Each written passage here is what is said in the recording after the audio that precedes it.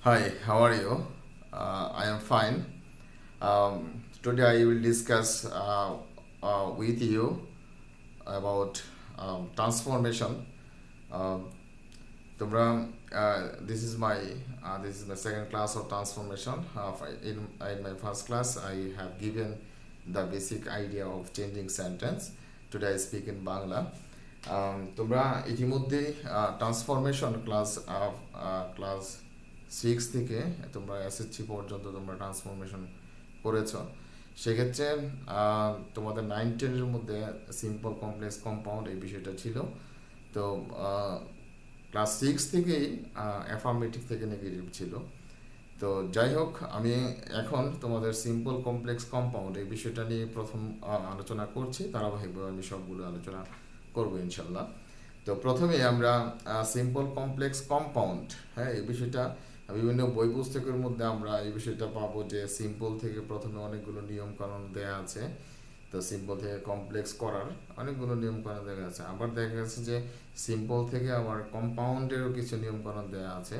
তো সবগুলো ভিন্ন ভিন্নভাবে দেওয়া আছে। তো আমরা ইনশাল্লাহ একটা শখের আকারে শখের মাধ্যমে আমরা তিনটা একই সাথে আলোচনা করার চেষ্টা করছি। আমরা একটা বক্স করে নেব আমাদের বোঝার সুবিধার্থে।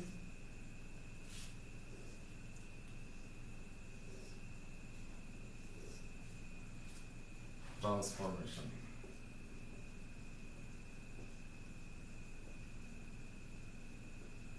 ট্রান্সফরমেশন আমরা এই অংশটা দিব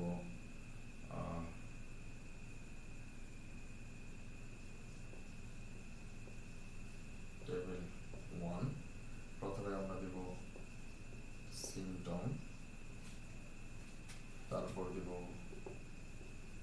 সিম্পল, তারপর হচ্ছে কমপ্লেক্স, তারপর হচ্ছে কম্পাউন্ড। আমরা সিমটম মানে হচ্ছে লক্ষণ। আমরা কোন লক্ষণটা দেখে আসলে এই টেবিলের আওতায় পড়ে কিনা এটা আমরা বুঝবো। সিমটম দেখে আমরা বুঝবো। কারণ ও সিমটমের মধ্যে লিখব কারণ ও বিপরীত ফলাফল। কারণ ও বিপরীত ফলাফল। সেক্ষেত্রে আমরা স্পাইট অফ অথবা despite plus subjected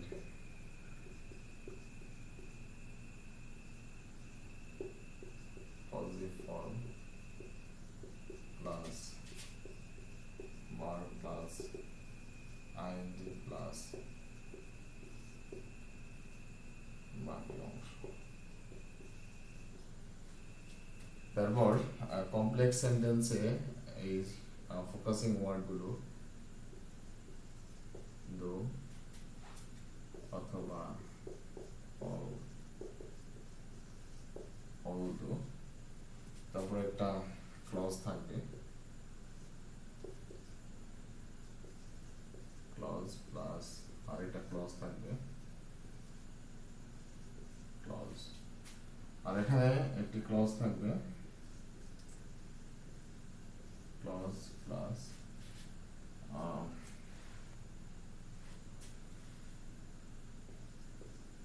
but plus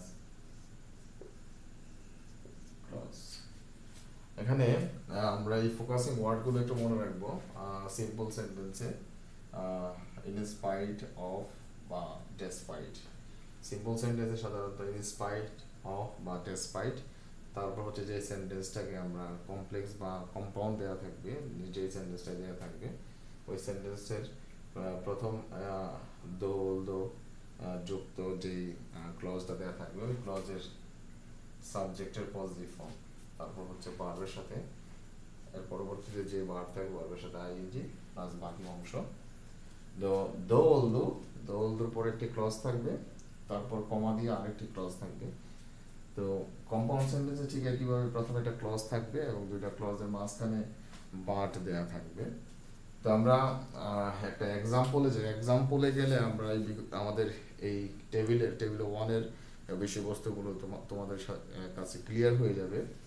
তো এই ফোকাসিং ওয়ার্ডগুলো আমাদের একটু মনে রাখতে হবে, বাট কিন্তু, দো, যদিও, অলদো যদিও, এছাড়া ইভেন দো আছে, ইভেন দো যদিও, ইন স্পাইট অফ সত্ত্বেও, ডেসপাইট সত্ত্বেও। আমরা এবার একটি এক্সাম্পলে যাচ্ছি।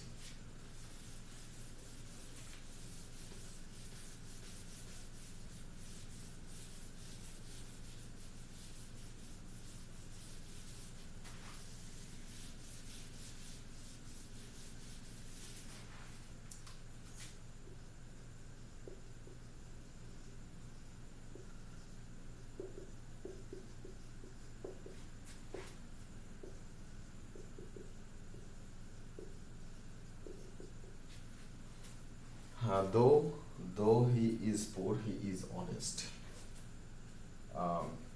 আমরা এটা কোন নিয়মের মধ্যে পড়ে, সেক্ষেত্রে আমরা প্রথমে সিমটমে যাব।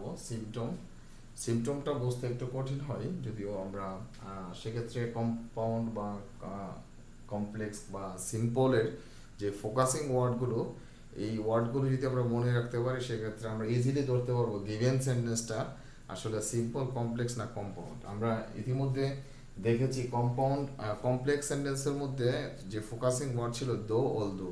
এখানে দো শব্দটি আছে, দো শব্দ। তো সেক্ষেত্রে দো এর সাথে একটি ক্লজ, তারপর কমা দিয়ে আরেকটি ক্লজ।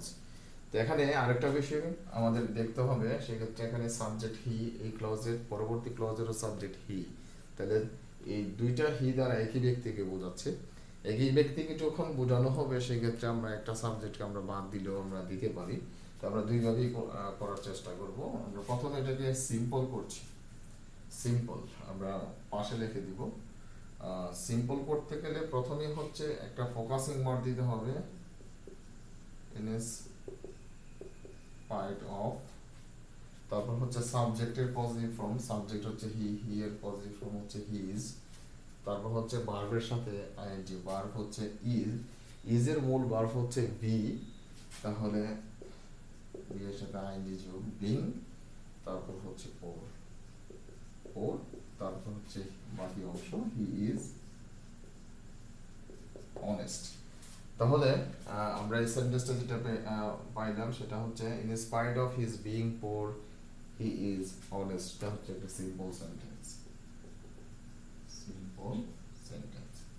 এবং আমরা গিভেন সেন্টেন্সটা দো he is poor he is honest, এই সেন্টেন্সটাকে যদি আমরা কম্পাউন্ড করতে চাই, সেক্ষেত্রে প্রথমে কম্পাউন্ড সেন্টেন্সে যে ফোকাসিং ওয়ার্ডটা ছিল সেটা ছিল বাট।